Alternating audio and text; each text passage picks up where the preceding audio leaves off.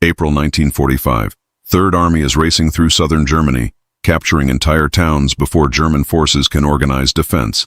In village after village, American soldiers encountered German civilians emerging from basements waving white flags, bedsheets, pillowcases, anything white they can find.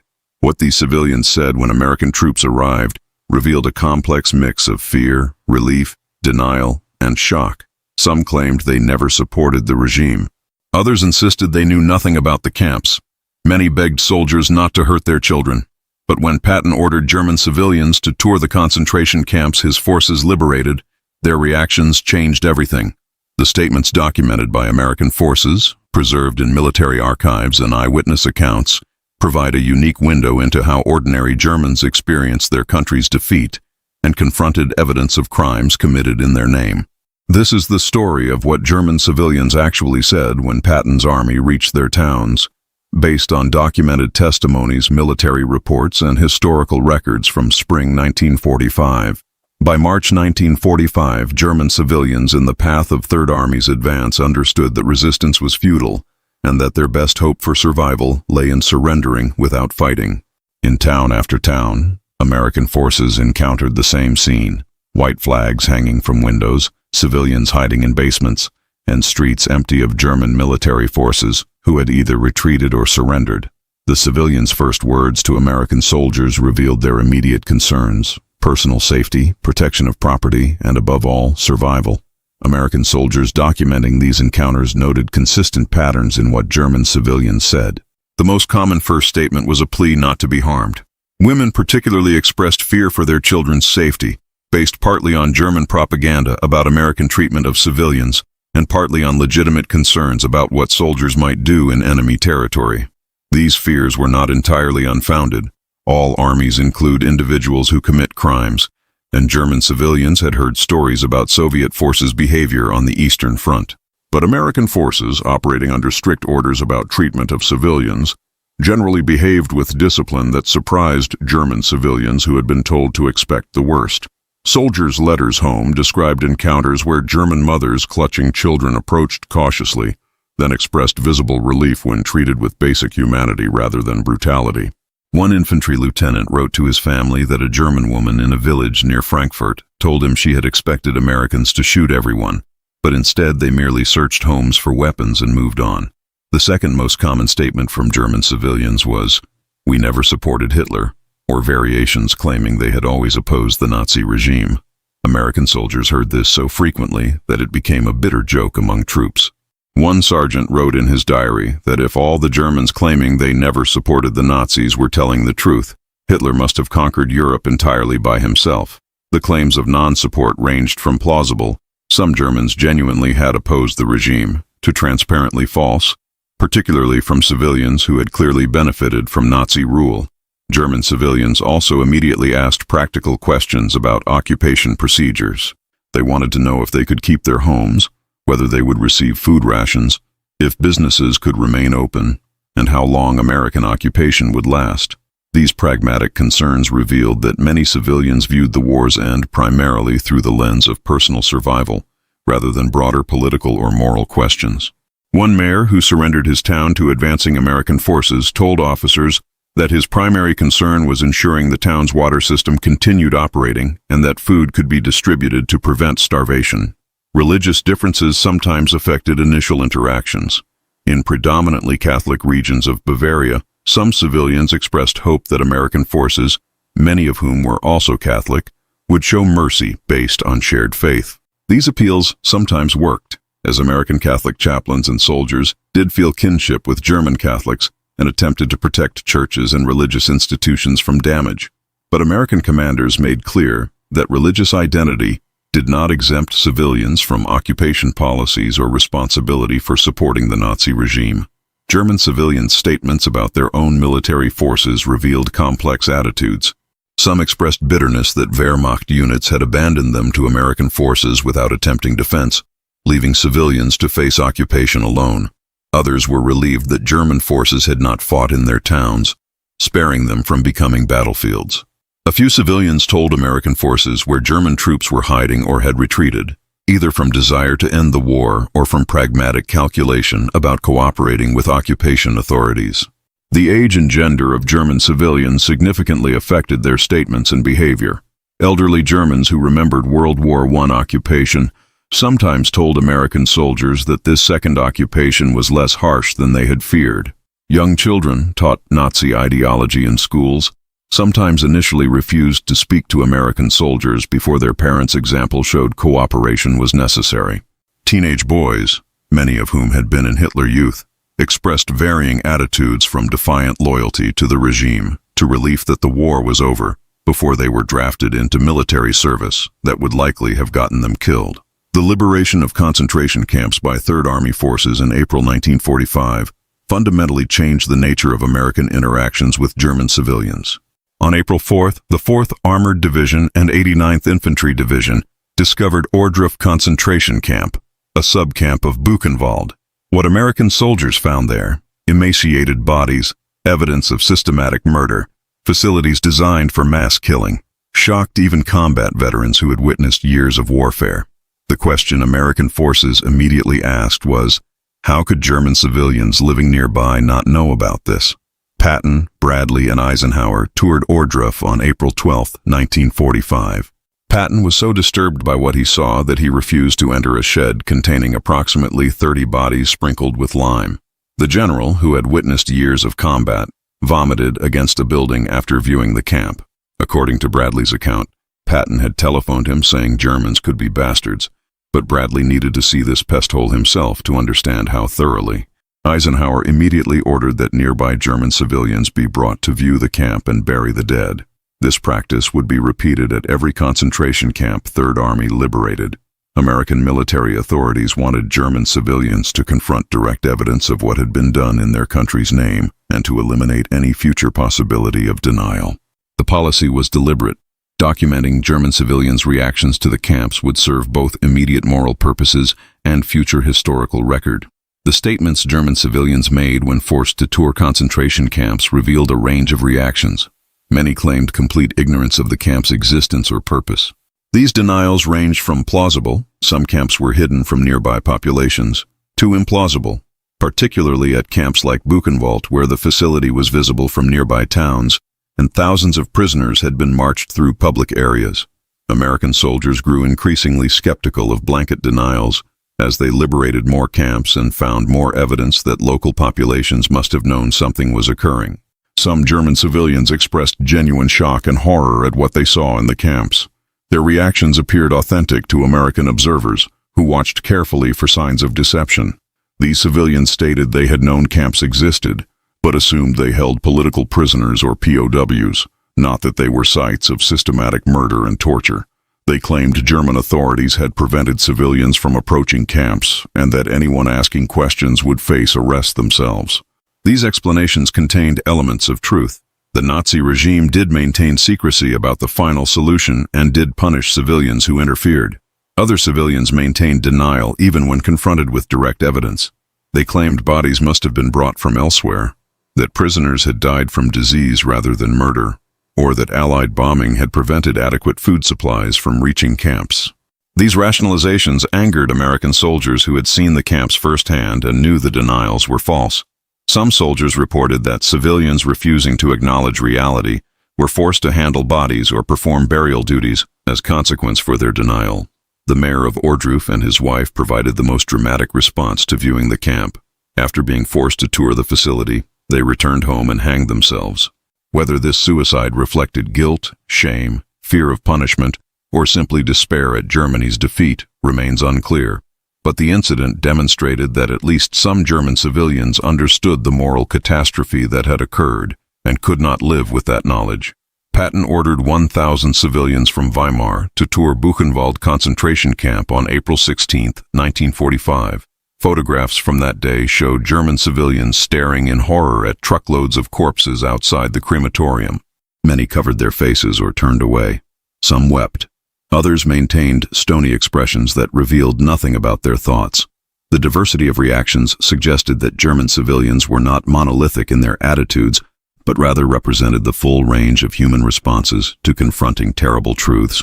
American interrogators documented statements from civilians who admitted partial knowledge of the camps. These Germans stated they had heard rumors about terrible things happening to Jews and political prisoners, but had not wanted to know details. They described a culture of deliberate ignorance where asking questions could be dangerous and where maintaining plausible deniability seemed safer than confronting uncomfortable truths. These statements revealed how ordinary people could enable systematic crimes through passivity and willful blindness, even without actively participating in those crimes. As Third Army forces secured German territory in April and May 1945, the nature of civilian-military interaction shifted from immediate surrender to ongoing occupation. German civilians had to navigate new reality where their former enemies now controlled every aspect of daily life. The statements civilians made during this transition revealed their attempts to adapt to occupation while protecting their interests and minimizing consequences of having supported the Nazi regime. Employment became an immediate concern for German civilians. Those who had worked in government administration or Nazi Party organizations faced dismissal under denazification policies. Civilians who had held these positions told American authorities they had joined the party for professional reasons rather than ideological commitment, that they had never personally harmed anyone, and that their expertise was needed for effective administration. These arguments sometimes succeeded. American occupation authorities needed German administrators who understood local conditions and could maintain essential services. The treatment of former Nazi Party members created tensions among German civilians. Non-party members who had suffered under the regime sometimes informed American authorities about neighbors' party membership or activities. These denunciations served multiple purposes: settling personal scores, demonstrating loyalty to new authorities, and attempting to gain advantage in the occupation economy. The statements accusers made revealed years of suppressed resentment and provided American forces with information about local power structures. German women's statements to American forces often focused on protection from Soviet forces. By spring 1945, reports of Red Army behavior in eastern Germany had spread westward, creating terror among German civilians about potential Soviet occupation. Women in areas near the demarcation line between American and Soviet zones begged American soldiers not to withdraw and leave them to Soviet forces. These pleas reflected genuine fear, based on accounts from refugees fleeing Soviet-occupied territory. Food became the dominant concern for German civilians as occupation continued. Germany's distribution system had collapsed, creating genuine risk of starvation. Civilians told American authorities they needed food immediately, and that children and elderly were suffering. American forces eventually established rationing systems, but initial shortages created desperate situations. Some German civilians traded family possessions for food from American soldiers. Others worked in occupation administration jobs, partly because employment included food rations. The statements German civilians made about physical damage to their towns revealed complex attitudes about responsibility. Some blamed Allied bombing for destruction, while ignoring that Germany had started the war. Others acknowledged that German aggression had brought devastation to their own country. One elderly man in a bombed city told an American chaplain that Germany had sown the wind and was now reaping the whirlwind, a biblical reference indicating he understood the moral logic of Germany receiving the same violence it had inflicted on others. German civilians' reactions to seeing American military equipment and logistics capabilities revealed another dimension of their defeat. Many expressed amazement at the quantity and quality of American vehicles, weapons, and supplies. They told soldiers they had been told America was weak and could not sustain military operations in Europe. Seeing evidence to the contrary forced reassessment of propaganda they had believed. One civilian told an American officer that Germany never could have won a war against a nation that possessed such overwhelming material superiority. Encounters between German civilians and African American soldiers in Third Army created noteworthy moments documented in various accounts. German propaganda had depicted African Americans in racist terms designed to create fear, but actual interactions often contradicted these portrayals. German civilians discovered that African American soldiers behaved professionally and that race did not determine individual character. Some civilians told American authorities they had been surprised to find African American soldiers treated them with basic decency rather than the brutality Nazi propaganda had predicted. Children's statements provided unique perspective on German civilian experience of occupation. Young Germans who had known only Nazi rule sometimes asked American soldiers why they had come to Germany and whether they would stay forever. These questions reflected children's confusion about the war's meaning and their inability to imagine alternatives to the only government they had known. American soldiers sometimes found these encounters particularly poignant. Children were clearly innocent of their government's crimes, yet would suffer consequences of those crimes throughout their lives. By late April and early May 1945, as Germany's unconditional surrender approached, German civilians' statements reflected dawning realization of total defeat's implications. This was not temporary occupation that might end through negotiated settlement. This was complete conquest that would reshape German society, politics, and culture. The psychological adjustment required was immense, and civilian statements revealed their struggles to comprehend what defeat meant for their personal futures and their nation's fate. Some German civilians expressed relief that the war was finally over. They told American soldiers they had known for months that Germany could not win, but had been unable to say so publicly without risking punishment for defeatism. These civilians viewed American occupation as preferable to continued warfare that would only create more death and destruction. They hoped cooperation with occupation authorities would lead to faster recovery and eventual return to normal life, whatever normal might mean in defeated Germany. Others expressed bitterness about the manner of Germany's defeat. They blamed Hitler and Nazi leadership for refusing to surrender earlier, when Germany's position was hopeless, thereby causing additional months of unnecessary destruction. These statements revealed Germans' recognition that their own government had prolonged suffering through irrational refusal to acknowledge reality. Some civilians told American authorities that Hitler's suicide was cowardly. He had started the war and should have faced consequences rather than escaping through death. German military veterans captured or surrendering to American forces sometimes made statements to civilians that revealed soldiers' attitudes about defeat. Some veterans told civilians they had done everything possible but had been overwhelmed by superior numbers and resources.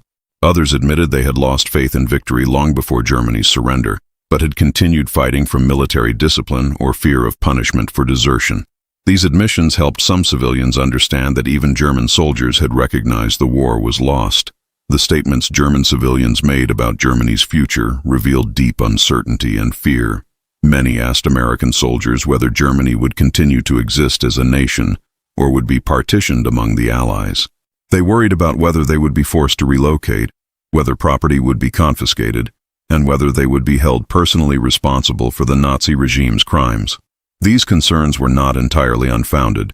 Occupation policies did include property seizures, forced relocations, and prosecution of war criminals. German civilians also made statements comparing American occupation to what they expected from Soviet forces. Those who fled from Eastern Germany to American-occupied zones described conditions under Soviet occupation in terms that terrified Germans still in American zones. They reported arbitrary violence, mass rapes, complete confiscation of property, and treatment far harsher than what Americans imposed. These accounts created strong preference among German civilians for American occupation and fear of any potential Soviet expansion westward. Religious leaders' statements provided another perspective on German civilian experience of defeat. Catholic and Protestant clergy who had maintained some independence from Nazi control told American authorities they had tried to provide spiritual guidance during the war, while avoiding active opposition that would have gotten them arrested. These clergy now attempted to help congregations process the moral implications of German crimes and the meaning of defeat. Some sermons from this period, documented by American observers, emphasized themes of repentance and the need for moral renewal in German society. The presence of German refugees fleeing Soviet advances complicated civilian statements to American forces. These refugees, often arriving with only what they could carry, told stories of homes lost, family members killed or missing, and hardships endured during flight. Their accounts reinforced other Germans' determination to remain in American-occupied zones and to cooperate with American authorities to avoid similar fate. The refugee crisis also created tensions as local civilians resented having to share already scarce resources with displaced people. By May 8, 1945, when Germany officially surrendered, German civilians in Third Army's occupation zone had begun adapting to their new reality. Their statements reflected pragmatic focus on survival and reconstruction rather than continued loyalty to the defeated regime. Most civilians recognized that Nazi Germany was finished and that their futures depended on cooperating with occupation authorities. Whether this represented genuine renunciation of Nazi ideology or merely practical adjustment to circumstances varied by individual. American authorities remained skeptical of sudden conversions but recognized they needed German civilian cooperation to administer occupied territory effectively. The statements German civilians made in the weeks and months following Germany's surrender revealed the beginning of a long reckoning with what their country had done and what that meant for their individual and collective futures. This process would continue for years, but its foundations were established during those first interactions between defeated Germans and occupying American forces in spring and summer 1945. One significant category of statements came from Germans who claimed to have opposed the Nazi regime all along. These self-proclaimed resistors told American authorities about secret acts of defiance, hiding Jews, spreading prohibited information, or refusing to join Nazi organizations when possible. Some of these claims were genuine, documented by Jews who testified that particular Germans had saved their lives, or by evidence of real resistance activities. But American investigators grew skeptical as they heard similar claims from thousands of Germans, many of whom could provide no evidence of actual resistance. German civilians' statements about specific Nazi crimes became important during war crimes investigations. American military authorities collected testimony from civilians who had witnessed SS activities, camp operations, or massacres of prisoners and civilians. Some Germans provided detailed information that later became evidence in war crimes trials. These witnesses often stated they had been powerless to stop the crimes they observed, but were now willing to testify about what they had seen. Their cooperation assisted prosecution efforts while also serving their own interests by demonstrating willingness to assist Allied justice.